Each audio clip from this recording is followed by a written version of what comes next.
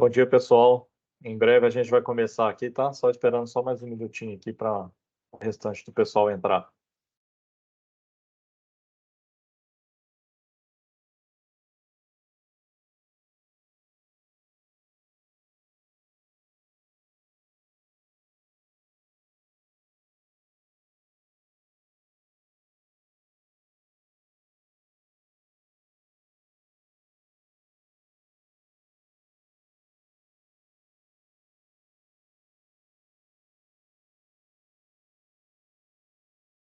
Bom dia, pessoal. Vamos lá? Vamos começar? Queria dar boas-vindas aí a todos vocês, agradecer demais aí pela presença de todos vocês. Queria apresentar aqui para vocês o Gustavo Paiva, ele é responsável por nossa área aqui de desenvolvimento seguro, e o Ozanam, nosso grande parceiro aí para esse tema aí, e eles trouxeram juntos aí esse tema para poder falar sobre esse assunto de desenvolvimento seguro em software, que está em alta aí, né, no nosso mercado de segurança aí, é um tema que a gente precisa de ter um olhar bem crítico aí de perto para essa questão. Eu queria também me apresentar para as pessoas que não me conhecem. Eu sou o Vitor Villani, eu sou sócio da Shield Security. A Shield Security é uma empresa 100% focada em prestação de serviço e representação de fabricantes no mundo de segurança da informação e privacidade. Hoje, a Shield Security ela é bem reconhecida pela grande diferença técnica e a capacidade e qualidade técnica de entrega que nós temos, porque eu, ao longo da minha carreira, fui trazendo pessoas aqui de conhecimento que eu conheci na minha carreira com alta capacidade técnica. Fui fabricante por muito tempo, trabalhei na Symantec aí por 8 anos, mais ou menos, e no início de 2020, quando embarquei aqui na jornada da Shield Security, eu comecei a priorizar bastante temas técnicos. Então, hoje, a Shield Security, de fato, é reconhecida por diversos fabricantes e pelos clientes que nos dão oportunidade ali para apoiarmos em alguma das questões de segurança nessa questão da qualidade técnica. Hoje, a Shield Security, só para vocês terem ideia, tem 55 pessoas e dessas 55 pessoas, cerca de 40 são técnicos e o restante do pessoal é comercial, jurídico, back-office, financeiro, administrativo, marketing, as outras áreas internas aqui que fazem a empresa rodar. Bom, queria mais uma vez agradecer a presença de todos vocês. Vou passar aqui a palavra para o Gustavo Paiva e vamos aí aproveitar esse tempinho para poder falar bastante para essa parte de desenvolvimento seguro. Obrigado, gente. Vamos lá. Obrigado, Vitor. Bom dia a todo mundo. Um prazer e agradecer a todo mundo que tirou um tempinho aí para poder nos escutar aqui. E rapidamente vamos nos apresentar aqui para a gente poder começar. Então, o nosso convidado aqui, o Ozanam, gostaria que ele se apresentasse e depois eu vou me apresentar e a gente começa efetivamente no nosso tema. Né?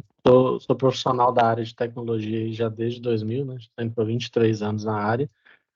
Meu foco é muito na parte de cloud e DevOps, tá? Também atuo muito na comunidade técnica. Hoje já estou indo para 7 anos como embaixador Microsoft MVP.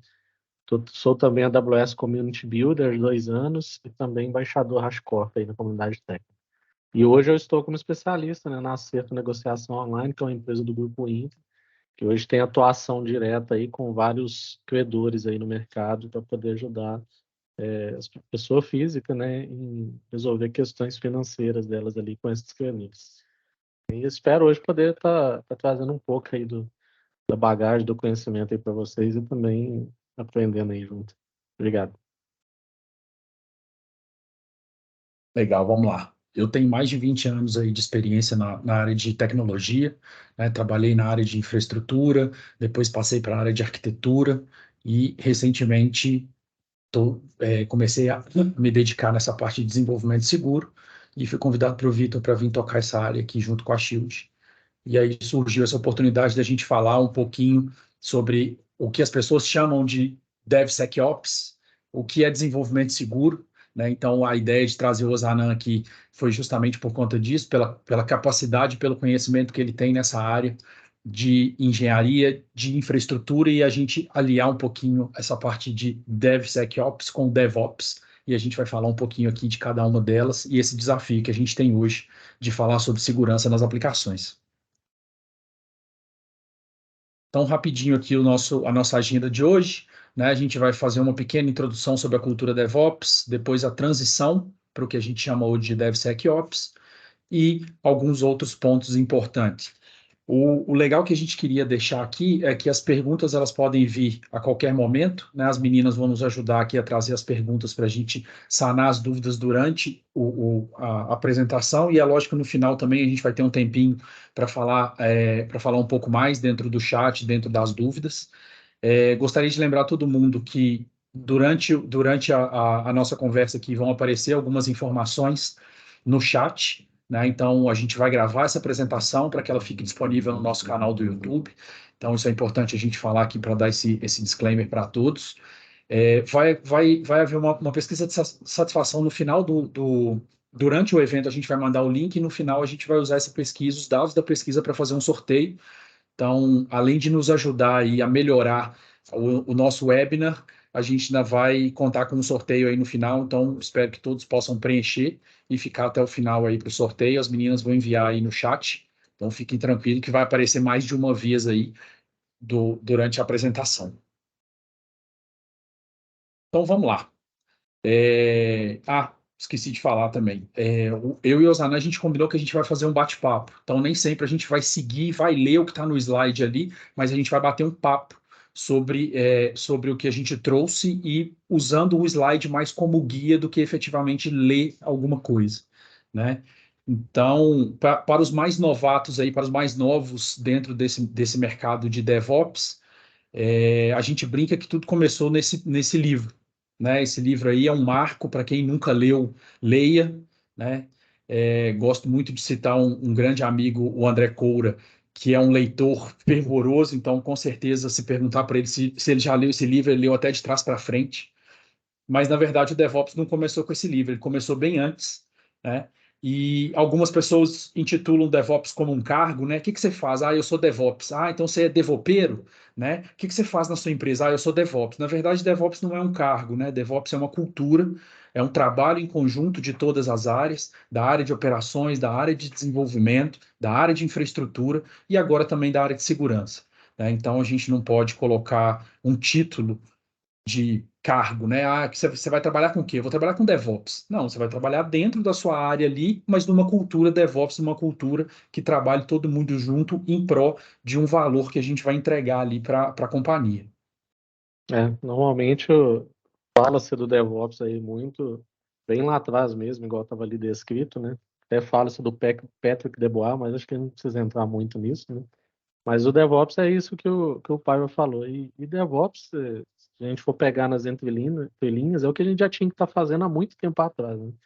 Tá atuando em conjunto ali, colaboração, né? Evitar essas questões de silo e, diante disso, segurança não pode ficar de fora, né? É uma área extremamente necessária e com isso, às vezes a gente acaba vendo início de uma transformação da aplicação de DevOps e acabam esquecendo um pouco dessa questão de security, né, de segurança. Daí veio a questão do DevSecOps para mostrar a necessidade disso. É isso aí. Exatamente. E aí, quando a gente fala em segurança, a gente tinha o silo segurança muito afastado do ciclo de desenvolvimento e do time de infraestrutura e operações, né? O time de segurança ele ficava ali correndo por fora, não que ele não seja importante, mas ele sempre corria por fora, ele entrava ali no ecossistema de uma maneira diferente, e aí a gente começou a perceber que o valor entregue lá na ponta ele estava sendo penalizado por conta dessa órbita que a segurança habitava dentro do desenvolvimento de um produto, né? Igual a gente fala dentro do desenvolvimento de um sistema, mas vamos falar dentro de um produto. Então, no lançamento de um produto ali, quando a segurança ficava só na órbita, você via que lá na frente você tinha um pênalti, seja por conta de vulnerabilidades que você levava para o mercado ou correções que precisavam ser feitas que poderiam ter sido feitas antes com um monitoramento um pouco mais próximo ali com o time de desenvolvimento e operações. Com isso você acaba quebrando esse ciclo aí da agilidade, né? Então, se a agilidade ela prega muito aquela entrega ágil, não, a gente tem que falar também de velocidade, claro, mas de saber o momento ali que eu consigo contornar um problema e rapidamente também fazer uma nova entrega, segurança, a falta da segurança estava pecando um pouco. Então a gente acabava tendo retrabalho, né? Numa estrutura, se fazia uma entrega ali que não estava legal, que tinha alguma falha de segurança, e com isso a gente acabava quebrando esse ciclo. Então, às vezes, as empresas, elas iniciam querendo fazer DevOps, agilidade, mas sem a segurança, você acaba não conseguindo fazer isso também. É uma parte super importante ali também nesse processo aí no ciclo de entrega. E aí, com isso, a gente acabou trazendo para aquele símbolo do DevOps, né, que é aquele símbolo do infinito, a gente trouxe a segurança para agregar, né? Apesar da segurança estar por fora aqui do símbolo, mas a gente vê que ela consegue, ela faz um touch point em cada um dos itens aqui que a gente coloca como DevOps, né, que começa lá no planejamento, desenvolvimento, depois do build, o teste, o release, enfim, todo o ciclo de desenvolvimento de um produto ali, e a gente coloca a segurança para fazer um touch point em cada um desses pontos, para justamente submergir alguma informação de segurança muito antes da operação do produto ou do sistema. Né? Então, a gente consegue trabalhar em cada ponto desse do ciclo de vida e do desenvolvimento de um produto, a gente consegue trazer alguma coisa, algum insight de segurança para que a gente possa corrigir antes mesmo de entrar em operação. E às vezes, né, pai, o pessoal esquece que segurança não tem que ser tratado só lá na frente, né? Às vezes o pessoal faz todo o processo e só lembra da segurança e no finalzinho, vamos chamar o time de segurança e vamos ver agora como é que nós vamos resolver. Já está em produção? Está em produção. Poxa, como é que fica essa situação, né, pai? Complicado, né? Exatamente. Muitas vezes o time de segurança, junto com o time de infraestrutura, conseguia barrar algumas vulnerabilidades em equipamentos no perímetro. Né? Então, a gente lançou o produto, seja um sistema, uma API ou qualquer coisa do gênero, e o time de segurança, junto com o time de infraestrutura, barrava algum tipo de vulnerabilidade que já estava no código através de um firewall, de um WAF ou de qualquer outro elemento aqui no perímetro. Isso contribuía, sim, para uma melhora na maturidade de segurança do produto, mas se a gente tivesse corrigido isso lá atrás, a gente não gastaria dinheiro colocando o AF, colocando algumas outras coisas para barrar esse tipo de vulnerabilidade, ou você não gastaria memória ou CPU dos seus equipamentos para poder fazer isso se você corrigir direto no código. E com isso eu barro o de fora para dentro, né? E o de dentro para fora. Como é que fica também? E o Exatamente. que está aqui dentro, como é que está a segurança interna ali do nosso perímetro, né? Então fica complicado mesmo. Esse é um ponto importante, porque às vezes a gente pensa que os atacantes eles estão sempre do lado de fora, né? E a gente tem que olhar como um todo, e infelizmente a gente tem gente dentro das organizações que não são tão bons assim como a gente imaginava, né? Então a gente tem que proteger do início ao fim do ciclo mesmo daquele produto.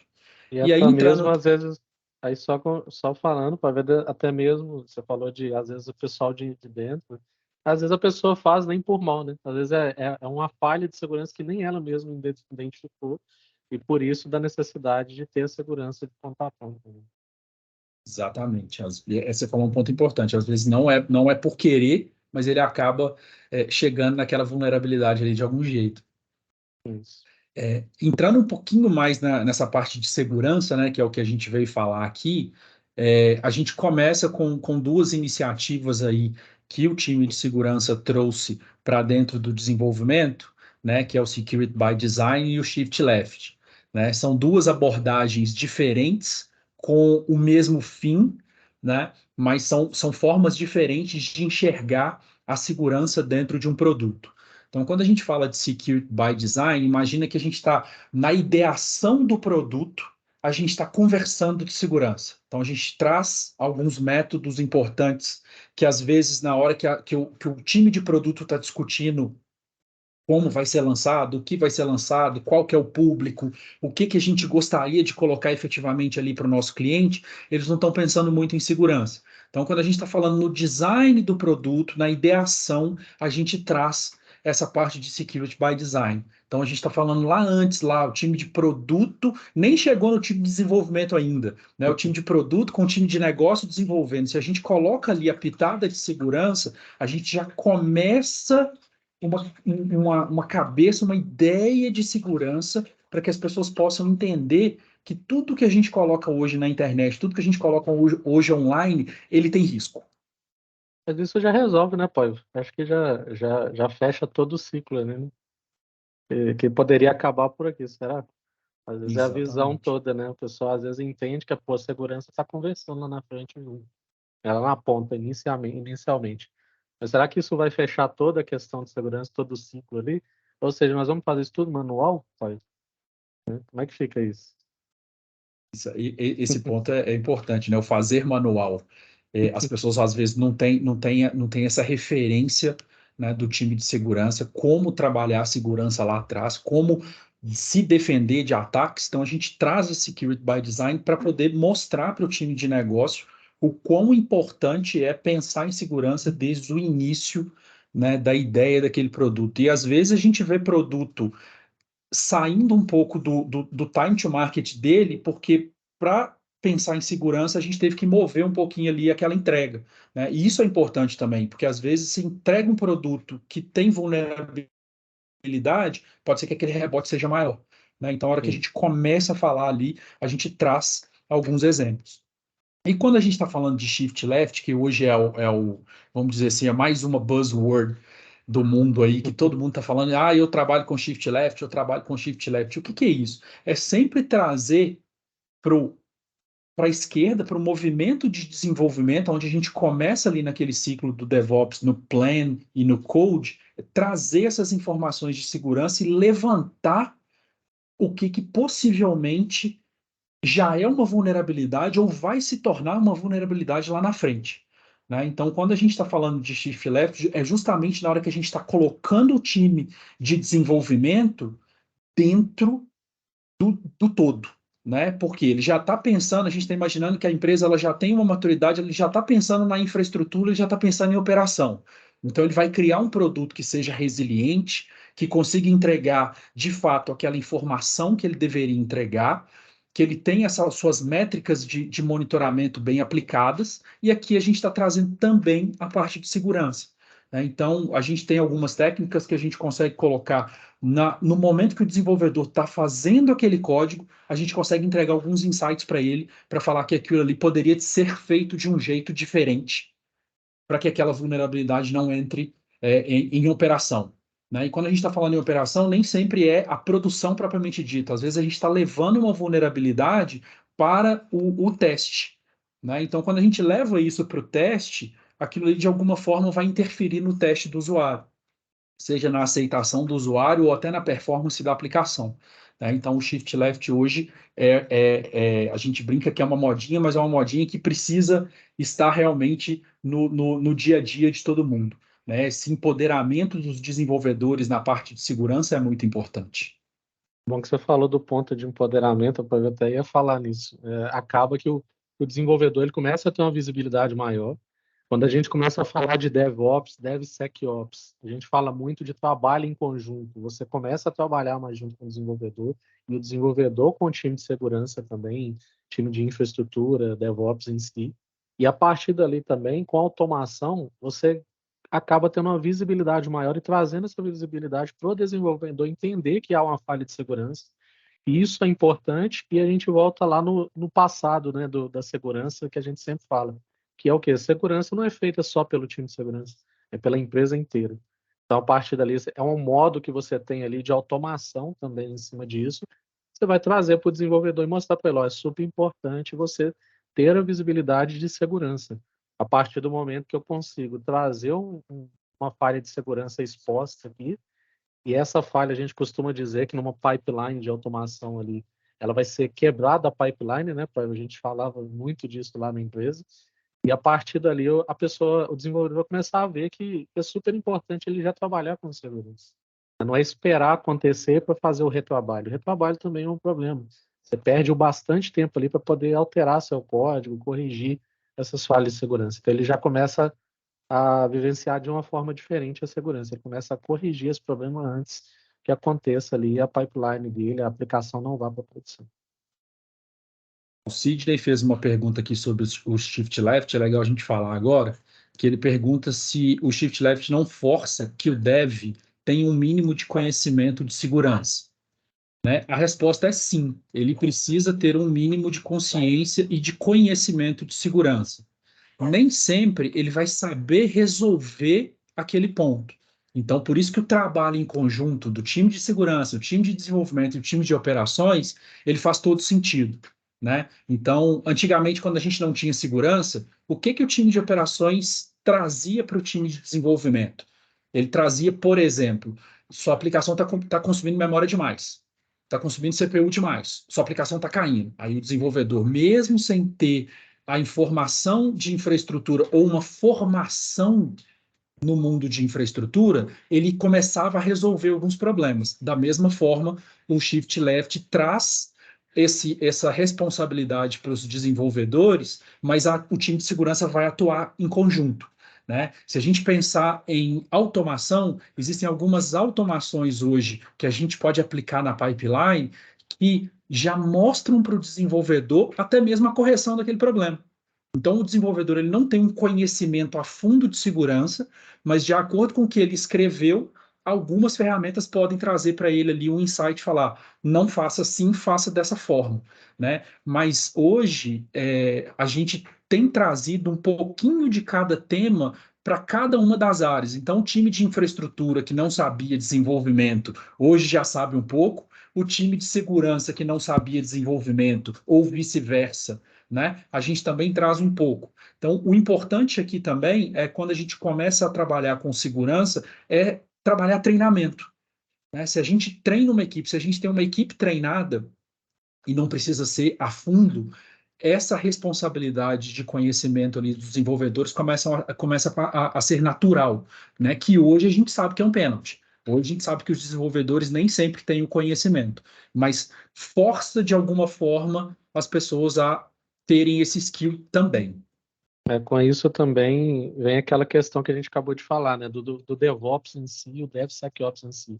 O que que ele prega essa cultura? Ele prega muito a cultura do trabalho em conjunto ali, do trabalho com times multidisciplinares. Muitas vezes você talvez não vai ter profissionais de DevOps, de Sec, atuando em cada time, mas você vai começar a ter uma ótica diferente na segurança, dentro da segurança, para que esse time de segurança comece a ter profissionais ali junto com os times ali trabalhando em cada um deles. E se contrapartida, desenvolvimento também vai buscar esse profissional de segurança, o time de segurança para estar trabalhando em conjunto. Então, como diz, né, não vai ficar desamparado, né, pai? Vai ter um profissional de segurança ali junto, DevOps. Normalmente você tem a primeira figura ali, que é o SRE, né, que está mais junto com o time, que costuma até levar essa demanda para o time de segurança e time de DevOps para poder trabalhar em conjunto. Mas que ele tem que ter um conhecimento ali inicial, com certeza, pelo menos ter uma noção do que seria a questão de segurança. Até porque segurança dentro do código, muitas vezes quem vai identificar um problema no código é o desenvolvedor. O profissional de Sec, o profissional de DevOps, ele não vai ser um desenvolvedor nato que vai pegar no seu código e olhar tudo ali. Mas, na verdade, vão estar trabalhando em conjunto ali para resolver esse problema. O Igor Albino fez uma pergunta aqui sobre quais são os testes mais efetivos e quais os melhores testes. A gente tem 1 ou 2 slides mais na frente, Igor, que a gente vai falar exatamente sobre isso, tá? Sem spoiler, né? Por enquanto. Sem spoiler por enquanto. Bom, eu acho que essa imagem aqui, ela fala muita coisa, né? O ciclo de desenvolvimento de um produto, de um sistema, ele está baseado nesses pilares aqui, né? Uma outra empresa pode ter um pouquinho diferente do que está aqui, mas esse aqui seria o básico, né? O planejamento, o desenvolvimento, o build efetivo daquela solução, teste, liberação de release e depois o deploy propriamente dito, né? Então, onde a gente entra com o CI/CD aqui, né? A gente também voltando lá naquela parte, o DevOps ele prega muito essa parte de CI/CD, essa automação da entrega, né? Isso aqui antigamente era tudo feito na mão, o desenvolvedor desenvolvia, alguém rodava um script para fazer o build daquela aplicação, para jogar em homologação, para alguém testar. E hoje, quando a gente fala de uma pipeline automatizada, a gente fala que isso aqui tudo hoje é via código. Né? A gente não, lógico que em algum momento ali ou outro a gente pode ter um ser humano fazendo algo, mas o ideal é que isso aqui vire uma esteira contínua, porque ele traz um benefício para o desenvolvedor que ele vai colocar o código dele vai sair do outro lado, que o time de infra está acompanhando o monitoramento, que o usuário está recebendo aquela release ali para ele poder fazer a homologação e que aquilo ali vai para deploy numa possível aprovação do usuário daquela mudança ou daquela correção que foi solicitada, né? Você consegue começar a cercar ali em cada pontinho daquilo ali de forma automatizada. Logicamente, nem tudo hoje em segurança, em infraestrutura, talvez você vai conseguir automatizar 100%. A gente tenta automatizar e cercar da melhor forma possível. Porque até o que o Paiva falou, né, os pontos manuais ali, muitas vezes, às vezes é um gate de aprovação, né, alguém que vai fazer uma aprovação, então você vai ter uma revisão daquele código, uma revisão da entrega antes de entrar em produção, e a partir dali você tem uma ação humana. Mas grande parte hoje você já tem ferramentas que conseguem atuar de forma automatizada, validar toda aquela estrutura, não só do código, mas da infraestrutura em si, e a partir daí entregar o mais seguro possível, né? Não só segurança, como qualidade, demais automações aí também. E aí, dentro desse ciclo, dessa pipeline, vamos dizer assim, de percorrer todo esse caminho aqui dentro do desenvolvimento até o momento que a gente coloca ela em operação, a gente começa a colocar uns pontos de controle dentro de cada uma dessas fases aqui, falando de segurança. Existem outros vários pontos de controle aqui que já são colocados no dia a dia, principalmente pelo time de operação, quando a gente está falando de monitoramento, de saúde da aplicação propriamente dito, né? Então, alguns desses pontos aqui já existem ou uma automatização ou uma busca de informação para jogar, por exemplo, num painel de saúde da aplicação, e a gente começa a trazer a parte de segurança para todo o ciclo de vida. Então, desde o momento do planejamento até o deploy, a gente tem não só ferramentas, mas formas de trabalho que consigam nos trazer um pouco de conforto quando a gente está falando de segurança da informação, né? Ah, Gustavo, quer dizer que se a gente passar por todos esses pontos que estão aqui, a minha aplicação vai 100% segura para a produção?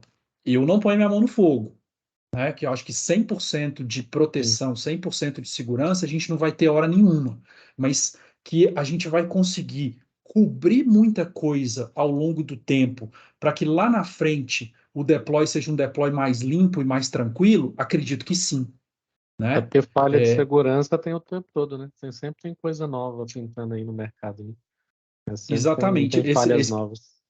Esse ponto é importante. As vulnerabilidades elas vão sendo encontradas e a gente tem que sempre rodar um ciclo ali, ou às vezes até pegar algo que já é antigo, que já passou por tudo isso aqui e trazer de volta para uma correção, ou algo novo. Eu estou desenvolvendo alguma coisa, saiu ali 3, 4, 5 vulnerabilidades diferentes e a gente tem que aplicar dentro do desenvolvimento, né? Então aqui a gente tem várias formas de trabalho e aqui a gente vai falar um pouco mais específico de cada um deles aqui, Igor, mas aqui a gente tem os testes, ó. Dentro do build a gente tem, dentro da release a gente tem uns testes aqui que podem ser feitos, tá? Que a gente vai falar um pouco mais ali na frente, mas aqui a gente já mostra aonde entrariam possíveis testes, ferramentas ou algumas automações que a gente pode colocar, tá? Aí falando de ferramenta, hoje o objetivo nosso não era trazer nomes de ferramentas dentro desse webinar. A gente pode falar um pouquinho de algumas, né? Eu até estava discutindo isso com os Ana semana passada, que a gente pegou algumas ferramentas ali, algumas a própria Shield trabalha, outras a gente não trabalha, mas são excelentes ferramentas. Existem as ferramentas open source também que ajudam bastante nesse momento, principalmente quando a gente está começando e a gente quer enxergar algumas coisas. Com certeza, essas ferramentas open source bem configuradas, elas vão trazer uma visibilidade muito legal aí das vulnerabilidades. Até porque, dando uma olhada ali no ciclo de vida, você tem cada ponto ali de análise que pode ser feito e cada um pode ser uma ferramenta específica, né, pai? Não quer dizer que você vai ter uma única ferramenta para olhar aquele todo ali, né, de threat modeling, security policy, SAST, DAST, Pentest. Então vai depender muito, vai variar. Então vai ter ponto ali, às vezes, que vai ser uma outra ferramenta que vai atender e não a mesma, né? Então você tem uma imensidão enorme aí no mercado de ferramentas. Deixa aí com o Paiva, com certeza ele vai poder Exatamente. apoiá-las. Tem ferramentas exclusivas e tem ferramentas que agrupam tudo.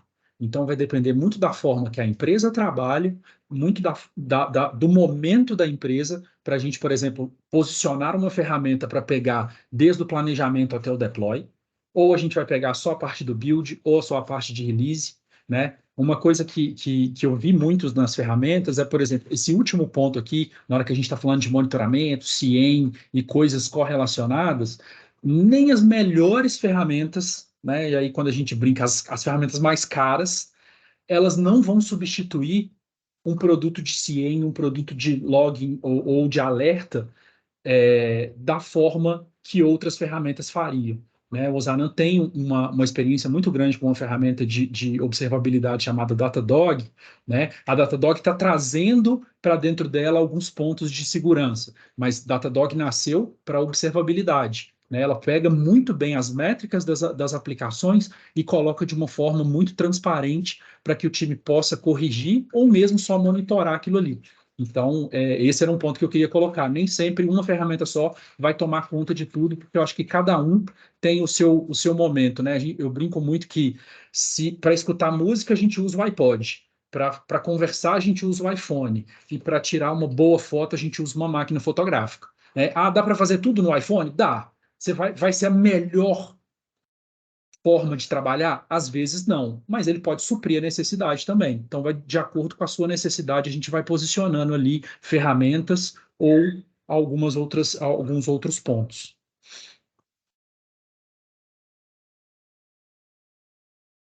Tem mais uma pergunta aqui. Não, o Paulo perguntou sobre as ferramentas, a gente vai entrar um pouquinho mais lá, a gente pode falar um pouquinho mais na frente sobre o nome das ferramentas propriamente dito, tá? E gente, lembrando da pesquisa, as meninas acho que já soltaram aí no chat, contribuam conosco para a gente poder melhorar conteúdo, melhorar palestrante. Às vezes não somos os melhores aqui, né, Osana? A gente tem que trocar as pessoas, mas o objetivo é trazer conteúdo para todos vocês. Então, contribuam e participem também do sorteio no final. Aqui são alguns números interessantes dessa parte de desenvolvimento seguro. Né? Mais uma vez, não vou ler todos, mas aqui eu queria destacar esse aqui com relação a volume de transações de dinheiro, quando a gente está falando de investimento em segurança de aplicações. Então, a gente está falando de 5,9 bilhões de dólares investidos em segurança e segurança de aplicação em 2023. Né? Um crescimento de 31% comparado do ano passado. Então, a gente vê que realmente assim, é necessário e as empresas estão olhando cada vez mais para isso. Então, vamos trazer isso para dentro do nosso negócio, trazer do nosso dia a dia, o que a gente pode melhorar dentro das nossas aplicações para levar menos vulnerabilidade para a ponta, para que os usuários estejam felizes, a gente consiga entregar no prazo, mas entreguem com qualidade. Né? Então, esse é o recado que a gente precisa reforçar, é a entrega com qualidade. Então, se a gente deixar a segurança para lá, pode ser que aquela qualidade que a gente achou que entregou, a gente não entregou. Acho que você está no mudo, Zanan.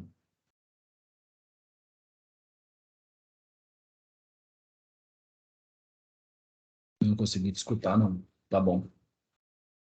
Não.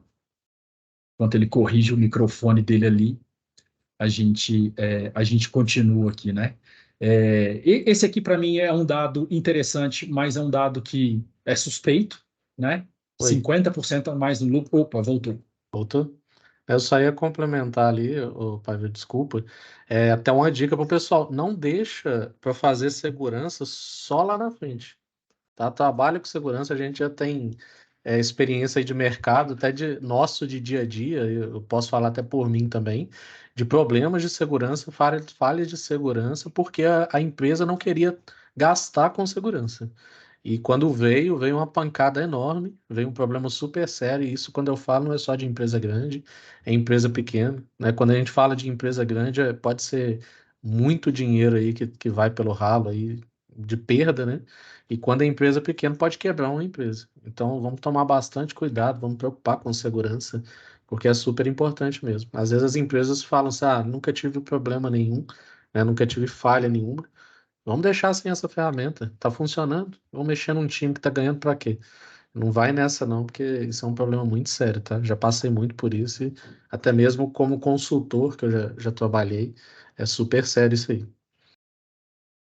Esse número aqui também vale destacar, porque se a gente trazer ele para dinheiro, isso aqui pode pagar muitos projetos de reformulação de esteira, reformulação de trabalho, né? A gente consegue, com a cultura DevSecOps, corrigir as falhas 11 vezes mais rápido.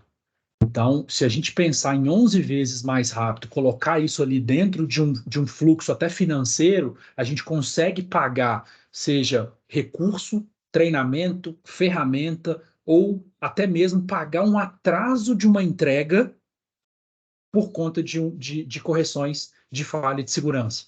Né? Sim. Então, esse número aqui é um número muito interessante. Isso aqui vieram de várias pesquisas que eu busquei na internet, mas esse número aqui ele é muito relevante, principalmente para a gente defender que realmente a segurança ela tem que estar na ideação do produto, ou no shift left, ou dentro da pipeline, né, dependendo do posicionamento. Então, corrigir 11 vezes mais rápido uma falha, isso pode trazer um conforto maior, que a empresa não vai quebrar, igual o Zanan falou, né, de um prejuízo de reputação muito grande lá na frente, porque quando a gente fala de prejuízo Boa. financeiro, é fácil tangibilizar. Né? A gente pega ali, a Renner ficou fora do ar durante tanto tempo e isso representou tanto no e-commerce. Isso é financeiro. Agora, a reputação, a imagem da marca é muito difícil a gente tangibilizar e Sim. às vezes um cliente cria uma certa, vamos dizer assim, uma predisposição de não comprar com você ou de não usar o seu serviço, porque um dia você esteve fora, um dia você foi atacado, um dia É. sua aplicação tinha uma exposição muito grande. Meus dados não são seguros aqui não. Para que que eu vou comprar nessa empresa? Eu não vou correr esse risco de ter minha informação ali dentro. Complicado. Exa- Exatamente. E aí, né, a gente aqui não vai entrar em detalhes sobre as principais técnicas aqui de trabalho, mas eu gostaria de destacar essas três, né, que são três famosas, mais uma sopa de letrinha, né, mas a gente consegue usar isso aqui dentro da pipe, sempre trazendo, pensando no shift left, a gente trazendo os testes de segurança para o momento do desenvolvimento. Então, quando a gente está falando de uma análise estática, né, que é o SAST aqui no começo do slide, a gente está trazendo ali no momento do build, a gente está trazendo um teste. Então, eu vou testar ali com uma série de pontos importantes aquele código, aquele binário que está ali, que foi colocado no build dentro da aplicação, dentro da pipe, desculpa. Ah, Gustavo, mas a gente não tem uma pipe 100% automatizada. Existem algumas ferramentas que você pega o binário da sua aplicação, você pega o conjunto de informações que você tem, joga numa ferramenta e ela vai te informar o que que tem e o que que não tem. Então, por mais que você não tenha uma pipeline automatizada, você consegue começar alguns testes e essas ferramentas vão te dar as informações necessárias para voltar aquilo ali para o time de desenvolvimento e o time de desenvolvimento conseguir corrigir aquelas vulnerabilidades encontradas. Até para exemplificar, né? Parece bobagens, né? Você rodar o SAST ali nesse ponto, mas quando a gente fala de código, não é só a falha estritamente ali no código que o desenvolvedor fez da aplicação em si.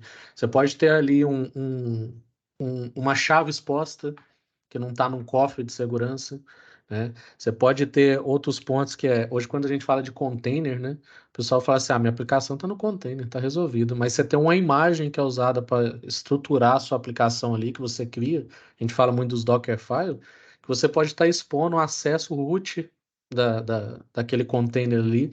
Você pode ter uma imagem que ela, querendo ou não, ela tem um mínimo ali de um sistema operacional ali dentro, normalmente é o Linux que a gente utiliza, mas tem várias vulnerabilidades que pode estar naquela imagem. Então tem todo um tratamento aí que tem que ser feito, né? Somente no código não. Então o Sasha aí, ele já vem tentando cobrir isso aí, tá? Esse ponto é um ponto muito interessante, porque hoje a gente tem a famosa infraestrutura como código, né? Então, dentro daquele código da infraestrutura, você também pode trazer algumas vulnerabilidades. O Então, Terraform pode ter, né, Paiva? O próprio Terraform, né? exatamente. Então, não só o código da aplicação que está indo diretamente para o usuário quando a gente faz o build, mas também aquele código ali que cria a infraestrutura, né, que vai, por exemplo, provisionar um container. O próprio container pode conter algumas vulnerabilidades que a gente consegue pegar aqui, né? Hoje eles dão o nome de IAST, né, que seria essa parte de infraestrutura. Então, a gente consegue fazer com o SAST, com o IAST, pegar esses pontos aí que um dia eles nem existiam, né? A gente não fazia infraestrutura como código há 10 anos atrás, 12 anos atrás, e hoje, para ter uma automatização, você não consegue fugir disso, né? Passando um outro ponto, que seria o ponto da aplicação já funcionando, a gente tem o Dast, né? Então, existem algumas formas de trabalho que a gente faz teste na aplicação dentro, por exemplo, de um ambiente controlado, né? Ah, isso aqui é um pentest? Não, isso aqui não é um pentest, né? O pentest está num outro momento. Inclusive, o pentest está lá na produção propriamente dito. Você vai pegar a aplicação em produção, um aplicativo, uma API e vai rodar um pentest. O Dash ele vai fazer uma série de testes com a aplicação já seja ele num ambiente de homologação ou num ambiente de QA, e a gente, né, cada empresa dá um nome, mas o Dash ele entra também num outro ponto. Então, a gente fez os testes do estático nos códigos e na infraestrutura, né, com o exemplo do container. Depois a gente vem com uma análise Dash, uma análise dinâmica, que tem uma série de pré-requisitos para ela acontecer, para ver se a gente ainda encontra alguma vulnerabilidade que passou do SAST ou de qualquer outro teste, a gente começa a pegar no DAST. Esse ponto específico aqui do SCA, ele não necessariamente a gente está olhando da esquerda para a direita, tá, gente? Porque aqui a gente começa a fazer alguns testes, por exemplo, em bibliotecas que a gente usa para fazer aquele desenvolvimento, em componentes que a gente usa ali também dentro daquele desenvolvimento. Então, o SCA ele também veio para analisar bibliotecas e componentes de terceiros, seja porque a gente comprou ou porque a gente baixou no famoso Stack Overflow, ou o ChatGPT falou que a gente tinha que usar aquela biblioteca X ali porque ela ia melhorar a performance, ou ela ia trazer uma rapidez da entrega. Então, o SEA, essa técnica aqui, esse teste aqui, ele serve justamente para trabalhar esses componentes de terceiros, né? A gente não tem, às vezes não tem o poder do código dele, mas a gente consegue fazer alguns testes em cima daquele componente que a gente está usando, tá? E algumas outras ferramentas têm trazido também, eu falei lá no início, a parte de IDE Scan. Então, a gente instala plugins nas nossas IDEs, aí vamos falar das mais famosas, né? Visual Code, Visual Studio, a gente consegue trazer para o momento que ele está literalmente digitando aquele código. Então, imagina que é quase um corretor ortográfico para ele ali. Na hora que ele expõe, por exemplo, uma chave, na hora que ele coloca uma variável e escreve que aquilo ali é uma chave, a própria IDE vai falar para ele, ó, possivelmente você está colocando uma chave aqui dentro do seu código e a correção seria, por exemplo, usar um coffee stain. Né? Existem algumas ideias hoje com inteligência artificial que ele busca e já busca a resposta de uma forma, inclusive com exemplos. Né? Então, a gente tem algumas outras técnicas aí, mas essas três aqui são as três principais que, se a gente buscar ferramentas no mercado, eles vão trazer um desses itens para a gente, tá? Existem outras técnicas que podem ser aplicadas, mais modernas, menos modernas, mais simples, mais complexas, mas basicamente essas são as três, né? Tem até um questionamento ali, até da Laís Matos de Carvalho, o pai falou, eu entendo que a cultura DevSecOps não é compatível com a ideia de Dev Full Stack. Se o profissional não for especialista da ferramenta que ele utiliza, ele pode ficar refém das vulnerabilidades por falta de conhecimento do funcionamento da ferramenta, por exemplo. Nesse ponto, eu vejo que a pipeline e a atuação ali em conjunto com o time multidisciplinar, DevOps junto, DevSecOps, ele acaba ajudando nesse momento, nesse ponto, né? Você tem automação ali, por mais que ele não tenha o conhecimento muito voltado à parte de segurança ali, a pipeline ela vai tentar fechar um certo ponto para trazer o mais claro possível para o desenvolvedor aquele problema, né, Pô? Então acaba que ele Exatamente. tá atuando, ele tá compatível com o dev full stack ali, né? Ele vai trabalhar em conjunto, creio eu. O que a gente tem que pensar é o trabalho em conjunto, né? Porque ó, o objetivo da gente falar um pouco de segurança na área de desenvolvimento não é trazer 100% da carga para o Isso. desenvolvedor, né? O desenvolvedor ele não tem que saber infraestrutura, ele não tem que saber segurança da mesma forma que os especialistas dessas áreas sabem. Mas se a gente consegue trabalhar em conjunto, se todo mundo tem a empatia de cada ponto daquele ali, a gente consegue sair do outro lado, né? Eu já vi muitos times, aí, independente se a pessoa é desenvolvedora, se ela é um PO, se ela é um QA, eu já vi muitos times falar assim: nossa, apareceu um card aqui que o fulano de segurança colocou. Né? Não Uhum. foi o fulano de segurança que colocou, aquilo ali é um time. Então, precisa ser corrigido alguma coisa e o time de segurança tá ali acompanhando. Agora, colocar o card no board e sair correndo não é a forma correta de trabalho. Né? Ah, agora ó, o abacaxi está com você ou a batata quente está no ombro do dev e do back-end, por exemplo. Não. O time de segurança vai sentar, vai entender o que aconteceu e vai propor algumas melhorias. E a Sentar gente já junto, né?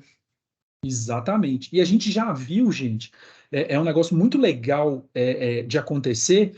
O time de segurança reportou uma vulnerabilidade, ou o próprio desenvolvedor encontrou uma vulnerabilidade, o risco de exposição é baixo, e dentro do time, junto com o time de negócio, eles assumiram o risco de levar aquela aplicação para produção por uma série de fatores.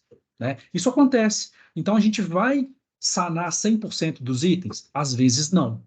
Por quê? Por um time to market ou por qualquer outra decisão de negócio, a gente lançou aquele produto com aquela vulnerabilidade, a gente chamou o time de segurança e falou, cara, bloqueia isso aqui no AF para mim, porque eu tenho essa vulnerabilidade, mas eu preciso lançar o meu produto. Isso pode acontecer. Né? Então, mostra uma maturidade do time de discutir o melhor momento de lançar ou não lançar, de corrigir ou não corrigir uma certa vulnerabilidade ou um certo ponto importante na infraestrutura, igual eu comentei. Ah, está consumindo um pouco mais de memória. Vamos para a produção desse jeito e depois a gente corrige? Aí. Isso pode acontecer. E um outro ponto também é que a cada dia que passa, a tendência é que você deixe o desenvolvedor trabalhando com o que ele precisa, que é desenvolver o software dele. Né? Tem esse todo o trabalho em conjunto, e grande parte dessas ferramentas hoje de segurança, não só segurança, testes e tudo mais, a gente fala muito de segurança porque é o que normalmente a gente identifica. Ela não vai só auditar o problema e te jogar na tela ali o problema. Ela pode também ter a parte da inteligência dela de tratar isso para você. Então, o nível de maturidade da empresa ali, ao momento que vai crescendo, né, e vendo que os códigos estão mais bem estruturados, a estrutura, a arquitetura em si, a infra, a partir dali as ferramentas podem também ser viradas à chave para automatizar algumas dos tratamentos que tem que ser feito ali de segurança. Você pode ter correção no momento da pipe ali, desse problema. Não somente te falar, ó, teve um problema aqui, para por aqui, resolve e volta de novo. Não, pode ter correção também. Então, a tendência é ir ajudando os desenvolvedores com isso também. Tanto trabalhando em conjunto, é o tal do quebrar os silos, que é o que a gente está falando. Não é ficar cada um por si. Isso que o Paiva falou é uma coisa que até me incomoda, sempre me incomodou, nunca gostei de trabalhar assim. É o tal do o problema não é comigo, é com infra. Ah, não, o problema é com infra, é com o desenvolvedor. Ah, não, o problema é da segurança. Não dá. Não dá para trabalhar dessa forma, gente. A gente pega, senta do lado da pessoa. Hoje está até mais fácil, né? Você não precisa sentar do lado da pessoa, você chama ela numa chamada de vídeo, fala, vamos conversar? Vamos sentar, ver junto aqui o problema? E a partir dali resolver o problema, entendeu? Então acaba sendo um parceiro ali, tá? E aí, esse slide a gente trouxe, apesar dele, daqui a pouco ele vai ficar super poluído, né? Mas a introdução dele é o seguinte: muitas das vulnerabilidades exploradas, elas são vulnerabilidades já conhecidas há mais tempo, né? Então, se a gente pegar várias pesquisas de mercado, que apontam as vulnerabilidades, principalmente as vulnerabilidades que foram exploradas dentro das companhias, a gente vê que são itens que já foram publicados, eles literalmente eles estão públicos na internet para a gente poder consertar, e as empresas, às vezes, elas não dão a devida importância para aquele ponto, né? Então, se a gente pegar aqui as 10 mais da OASP de 2023, são itens aqui que são itens antigos, mas eles continuam ainda em evidência, porque eles continuam ainda a ser explorados pelos atacantes nas aplicações. Então, às vezes, você vai lançar um produto amanhã, você começou ele anteontem, e ele tem algum desses itens aqui para serem, infelizmente, explorados lá na frente, né? Então, o recado que a gente queria dar com esse slide aqui é: prestem atenção nas vulnerabilidades já existentes e as mais exploradas, e procure no código via ferramenta, ou via consultoria, ou via consultoria interna, né, de pedir uma ajuda maior para o time de segurança, para que a gente consiga ver algum item específico dentro daquele código e já corrigir de uma vez, né? Então, não acreditem que você só vai ser atacado, a vulnerabilidade só vai ser explorada numa vulnerabilidade que aconteceu hoje e você vai ser atacado nela amanhã. Não, tem vulnerabilidade de 10 anos atrás que as pessoas ainda insistem em colocar dentro do código, ou por falta de conhecimento, ou por achar que aquilo ali já não é mais importante, né? Então, eu acho que teve um comentário legal aqui, foi do Augusto, que ele fala que algumas ferramentas de SAST, eles mostram a vulnerabilidade e ensina o dev a trabalhar aquela resolução, né? Então, não só de DAST, mas de SAST e outras técnicas, elas mostram sim, ela mostra inclusive um bloco de código, fala assim, ó, o seu é esse, e eu acho que você deveria colocar isso aqui. Então, rapidamente o desenvolvedor consegue fazer aquela correção sem ter que fazer uma pesquisa. Por quê? Porque aquilo ali já vem pronto para ele, né? A gente também, pensando na agilidade, na rapidez, no prazo, em tudo que envolve ali o lançamento de um produto, a gente tem que facilitar a vida de todo mundo, né? A vida do dev, a vida do time de infra, a vida do time de segurança, a vida do time de produto, né? Então, as ferramentas elas já estão inteligentes o suficiente para trazer essas informações já na IDE, ou depois de uma análise SAST, por exemplo, trazer esses insights para serem corrigidos. Não existe o time de dev, o time de sec, o time de desenvolvimento, de infra. Existe a empresa, a sua empresa. Ali está todo mundo por um único propósito, né? Que a empresa está rodando legal, o cliente está conseguindo fazer o que ele tem que fazer ali e está trazendo recursos para a empresa. Então, gente, é pensar nisso. Não é meu time sozinho que vai trabalhar, é em conjunto. E pensar também, não só nessa parte, mas também arquiteturalmente. Começa a enxergar o todo. Ah, pô, eu sou de DevSecOps, eu vou pensar só na segurança. Não, pensa onde o cara quer chegar com aquela aplicação. E a partir dali você vai conseguir ver todo o ciclo, entender que aquele é um produto, ele tem que ser revisitado sempre, e a segurança ela vai fluir, toda a estrutura e o trabalho em conjunto, tá?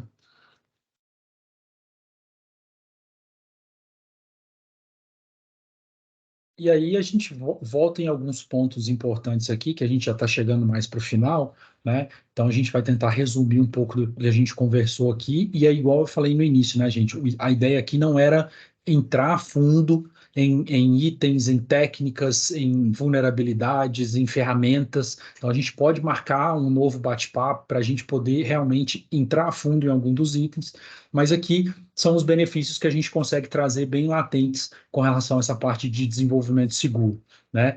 A gente reduz risco, a gente tem os custos mais baixos no longo prazo, porque a gente está corrigindo no início, né? E o aumento da confiabilidade do sistema, porque a gente sabe que a gente está, de alguma forma, mais uma vez, a gente não está 100% seguro, mas a gente conseguiu resolver muitos dos itens ali ao codar, ao fazer o código daquela aplicação, e a hora que a gente joga aquilo para produção, a gente está um pouco mais seguro e a confiabilidade aumenta, né? Se a gente usar algumas ferramentas de maturidade de segurança em algumas aplicações, ele vai justamente aumentar a maturidade. Ele vai tirar 100%, ele vai tirar nota 10? Provavelmente não, mas ele também não vai tirar nota 6 e nem nota 5, né? Então, esses itens aqui são muito importantes para a gente pensar em para quem é desenvolvedor, pensar em como melhorar a vida dele e o final o final da linha, para quem é de segurança, para quem é de produto, para quem é de negócio, enfim, isso aqui é para todo mundo. Né? Quando a gente vai lançar um produto, quando a gente vai criar um produto, a gente tem todo mundo dentro do mesmo barco. Né? O Ozanam falou várias vezes aqui dos silos, e a gente também tem que trazer o time de negócio para dentro desse barco. Né? Senão a gente cria um silo que é o time de negócio. Então, vamos trabalhar muito com esses 3 pontos. É lógico que a gente pode elencar aqui 5, 6 pontos, mas esses 3 são os principais, né? A redução de risco, o custo para resolver e o aumento da confiabilidade no sistema. Isso aí.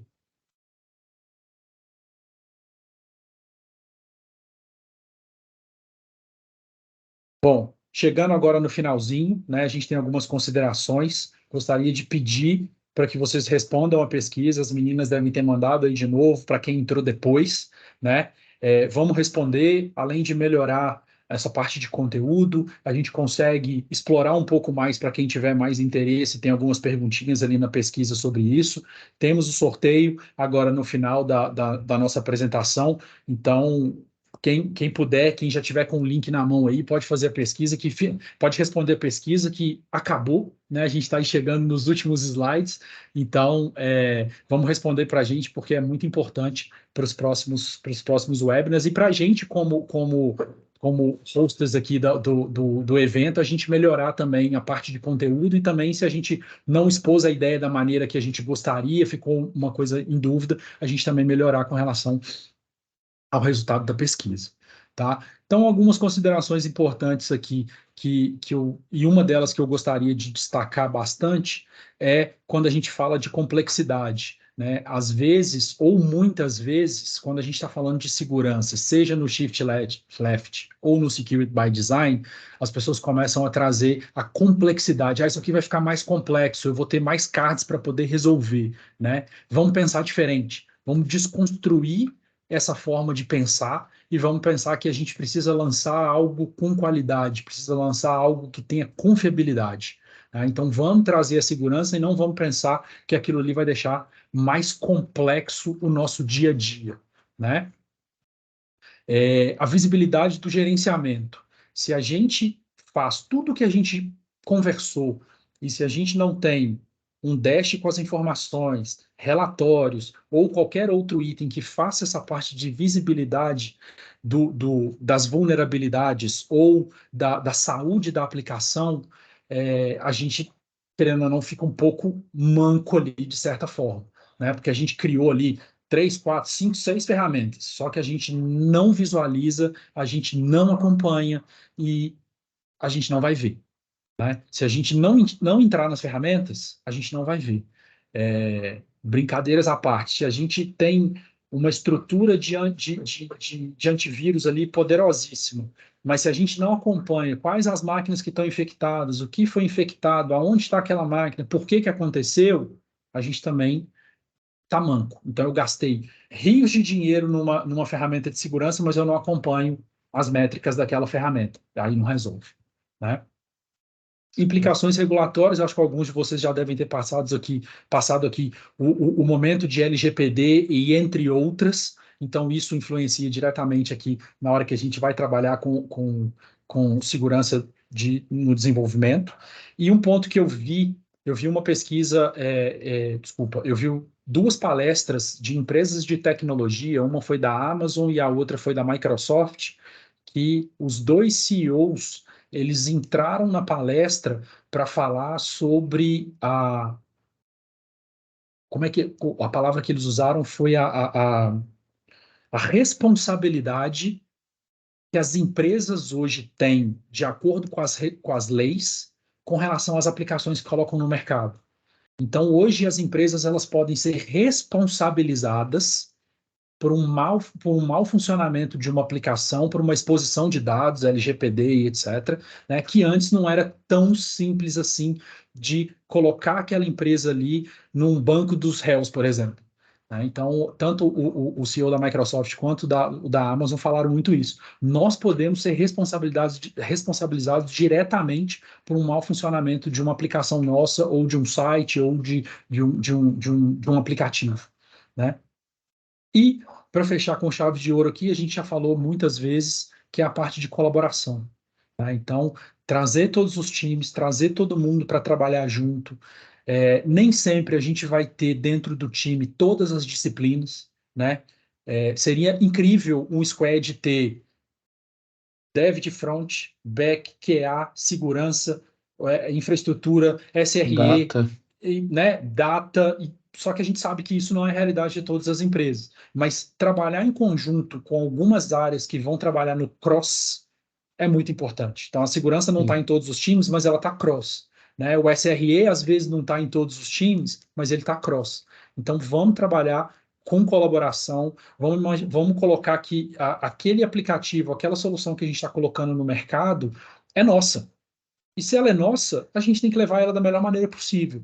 Né? Mais uma vez, a gente consegue aprofundar no tema, a gente consegue trazer muita coisa de ferramental para poder ser trabalhado junto com os times. Chama a gente aqui na Shield, a gente consegue ajudar com treinamento, com consultoria, mas a ideia nossa aqui do webinar era só abrir a mente de todo mundo, ver para você enxergar aonde você se encontra, aonde a empresa de vocês se encontra, para a gente poder trabalhar e para vocês amadurecerem ainda mais nessa parte de segurança.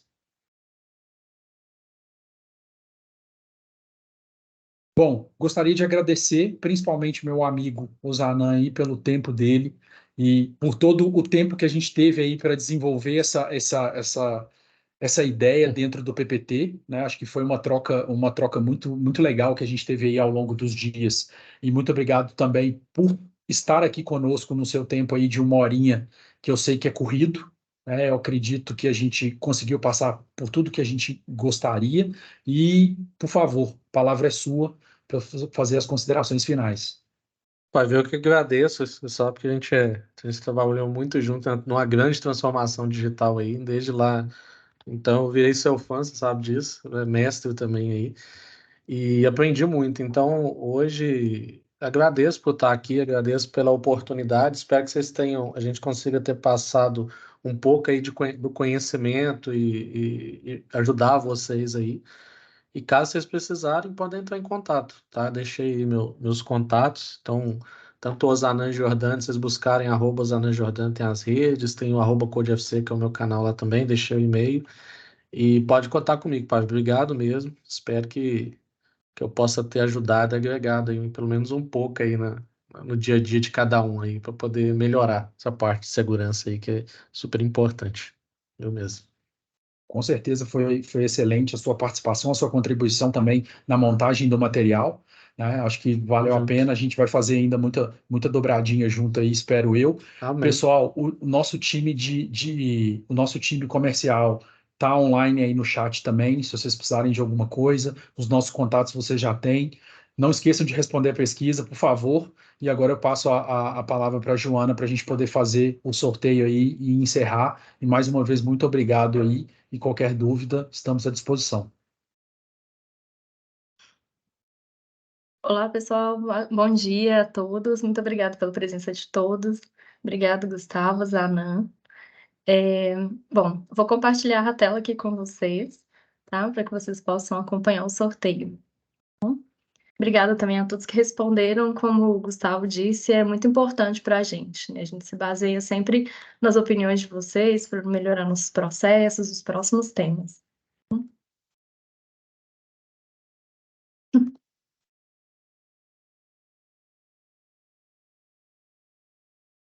Bom, nós tivemos aqui 37 respondentes, tá? Vou mostrar aqui para vocês. 37 respondentes. Então, nós vamos sortear 2 kits com brindes. 37.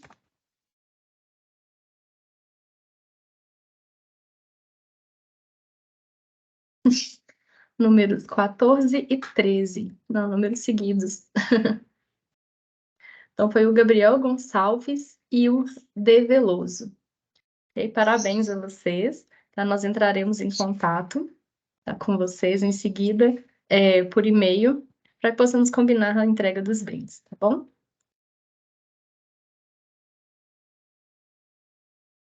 Bom, gente, é isso aí. Obrigado pela participação, obrigado pelas respostas na pesquisa. Com certeza vai colaborar bastante para a gente aqui para a evolução. E estamos à disposição aí para a gente evoluir um pouco mais nesse papo de desenvolvimento seguro. Mais uma vez, obrigado, Zanan. Bom dia e boa semana para todo mundo, gente. Bom dia, pessoal. Valeu. Obrigado.